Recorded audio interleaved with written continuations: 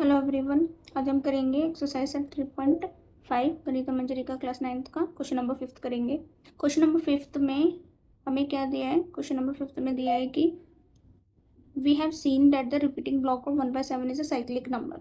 जब 1/7 को डिवाइड करके देखा तो एक साइक्लिक नंबर उसमें शो हो रहा था। तो हमें ऐसे ही मोर नंबर कैलकुलेट करना है, एक नंबर लेना है एंड फिर उसका रेसिप्रोकल करना है।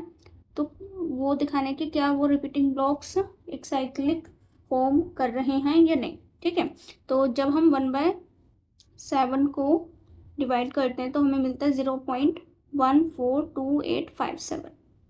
ठीक है, इसमें क्या है?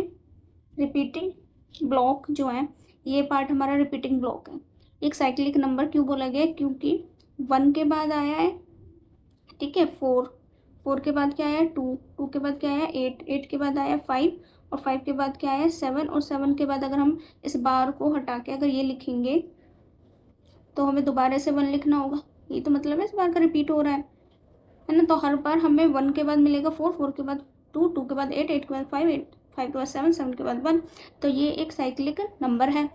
ऐसे ही हम चेक करते हैं दूसरे और कितने ऐसे नंबर हैं जिसमें हमें रिपीटिंग ब्लॉक्स जो है वो साइक्लिक फॉर्म करते हुए मिलेंगे। ठीक है, इसके लिए हमें एक रूल पता होना चाहिए जिसे हम full wrapped and primes both. ठीक है, इसमें क्या होता है? सपोज हमने एक नंबर लिया यहाँ पे n, उसको बोला प्राइम नंबर है। क्या है वो? Prime number. अगर n-1 जो है रिपीटिंग ब्लॉक के इक्वल आ जाए, इसके जितने रिपीटिंग ब्लॉक में डिजिट है, डिजिट के अगर इक्वल आ जाता है तो हम उसे क्या बोलेंगे?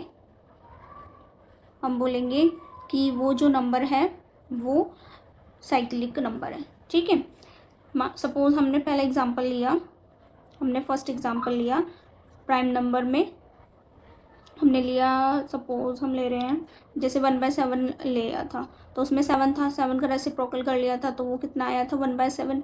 ठीक है, इसकी रिपीटिंग ब्लॉक 0.142857 थी। इसका भी चेक कर लेते हैं एक बार, फिर और एग्जांपल करेंगे।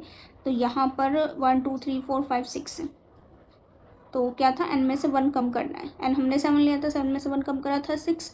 इसकी रिपीटिंग ब्लॉक की डिजिट्स भी 6 है, इसलिए ये साइक्लिक नंबर है।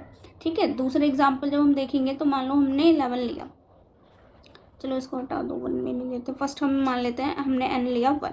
ठीक है, जब हम 11 का रेसिप्रोकल करेंगे तो क्या मिलेगा हमें? 1/11। ठीक है, जब 1/11 करेंगे, अब इसको सॉल्व करेंगे तो हमें वो कितना मिलेगा? 0.09। ठीक है, तो इसकी जो ब्लॉक की लेंथ है वो कितनी है? 2। और हम n-1 करेंगे, 11 में से 1 माइनस करेंगे, कितना आएगा? 10। ये दोनों इक्वल नहीं आए हैं, तो ये एक साइक्लिक नंबर नहीं है। ठीक है, ऐसे आप चेक कर सकते हो और भी नंबर। सपोज हमने n को लिख लिया 13। ठीक है, 13 में 1/13 लिखा। अभी हमने दूसरे ऊपर वो जो क्वेश्चन करा था फोर्थ, उसमें भी ये क्वेश्चन था 0 पॉइंट, हमने इसको कैलकुलेट करा था 0.076923। ठीक है, इस पर बार था। अब इसकी 1 2 3 4 5 6 डिजिट्स हैं, है ना। ब्लॉक लेंथ इसकी कितनी है? 6 है। और अगर हम n-1 यानी 13-1 करेंगे कितना आएगा? 12। ये दोनों एक दूसरे के इक्वल नहीं है, यानी कि ये भी एक साइक्लिक नंबर नहीं है। सपोज हम ले रहे हैं अब n की जगह 17 है, तो जब हम 1/17 कैलकुलेट करेंगे तो वो 0.0588235294117 मिलेगा। इसके ऊपर क्या लगा है? 12, क्योंकि वापस से हमें ये नंबर रिपीट करते हुए दिखाई देंगे 0588 से। ठीक है, 23529411747। अब यहाँ पे देखेंगे कि कितनी ब्लॉक रिपीटिंग ब्लॉक की डिजिट है। 1 2 3 4 5 6 7 8 9 10 11 12 13 14 15 16, ये डिजिट आई कितनी? 16।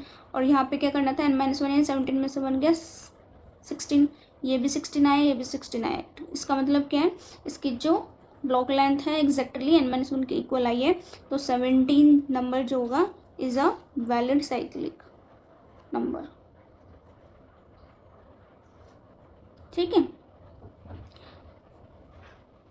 ऐसे ही हम और n=19 को भी देखेंगे तो 19 भी इसी का एग्जाम्पल है, उसकी डिजिट भी रिपीटिंग डिजिट जो होगी वो 18 ही आएगी। अगर आप चेक करेंगे तो 1/19, 19 से डिवाइड करने पे 0.052631578947368421।